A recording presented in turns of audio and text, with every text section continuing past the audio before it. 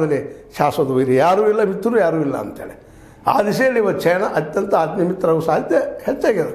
ಯಾಕೆಂದರೆ ಭಾರತದ ಜೊತೆ ಗೆಳೆತನ ಆಯ್ತಂದ್ರೆ ಏಷ್ಯಾ ಖಂಡೆಲ್ಲ ಅವರು ಚೈನಾ ಜೊತೆಗಿದ್ದಂಗೆ, ಜೊತೆಗೆ ರಷ್ಯಾ ಅವ್ರು ಬಂದು ನಿಂತುಬಿಟ್ಟದು. ಇವತ್ತು ಮುಗಿದೋಯ್ತು.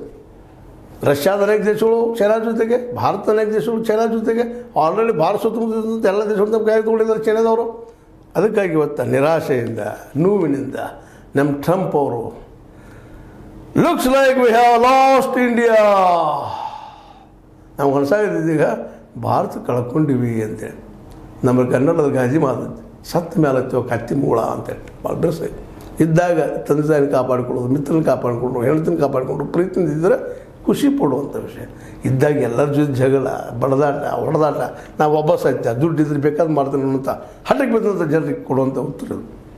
ಇವತ್ತು ಅತ್ಯಂತ ಶ್ರೀಮಂತ ದೇಶ ಅತ್ಯಂತ ನಿರಾಶೆಯಿಂದ ಮಾತಾಡಲಿಕ್ಕೆ we have lost India and Russia.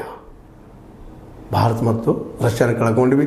ಅವೆರಡೂ ನಮ್ಮ ಜೊತೆ ಇದ್ದಿದ್ರೆ ಇವತ್ತು ಚೀನಾನ ಕಂಟ್ರೋಲ್ ಮಾಡ್ತಾ ಇದ್ದೀವಿ ಅನ್ನುವಂಥ ನೋವು ಟ್ರಂಪರ ಮನದಲ್ಲಿ, ನೋವಿನ ಜೊತೆಗೆ ಸಂಕಟ ಇದಾಗಬಾರ್ದಾಗಿತ್ತು, ಆಯಿತು. ಅದಕ್ಕೆ ಕಾರಣ ನಾವು ಅಂತ. ಅದಕ್ಕೆ ನಾಲಿಗೆ ಮೇಲೆ ಹಿಡ್ತಿರ್ಬೇಕು ಅಂತ ಹೇಳುವಂಥದ್ದು. ನಾಲಿಗೆ ಒಳ್ಳೆಯದಾದರೆ ನಾಡೆಲ್ಲ ಒಳ್ಳೆಯದು ಅಂತ ಹಿರಿಯರು ಸುಮ್ಮನೆ ಹೇಳಿಲ್ರಿ, ಅನುಭವದ ಮಾತುಗಳು. ಅದಕ್ಕಾಗಿ ನಮ್ಮ ನಾಲಿಗೆಯನ್ನು ನಾವು ಆದಷ್ಟು ಹಿಡಿದಲ್ಲಿಟ್ಕೊಂಡು, ನಮ್ಮ ಸಿಟ್ಟನ್ನು ನಮ್ಮ ಹಿಡಿದಲ್ಲಿಟ್ಕೊಂಡು ಕಾರ್ಯ ಸಾಧನೆ ಮಾಡಬೇಕು ಅನ್ನೋದು ಈ ಸಂದರ್ಭದಲ್ಲಿ ಟ್ರಂಪನ್ನು ನೋಡಿ ಕಲಿಬೇಕಾಗಿದೆ. Trump Donald Trump. ಇದು ನಿಮಗೆ ಆಗ ಇರ್ಬೋದು. ಲೈಕ್ ಮಾಡಿ, ಶೇರ್ ಮಾಡಿ, ಕಮೆಂಟ್ ಮಾಡಿ, ಜೊತೆ ಸಬ್ಸ್ಕ್ರೈಬ್ ನಿಲ್ಲಿಸಬೇಡ್ರಿ. ಯಾಕೆ 16 ನ್ಯೂಸ್ ಆರ್ನ ದೇಶ ತರ ಕೈಗೆ ನಡಿ ಒಂದು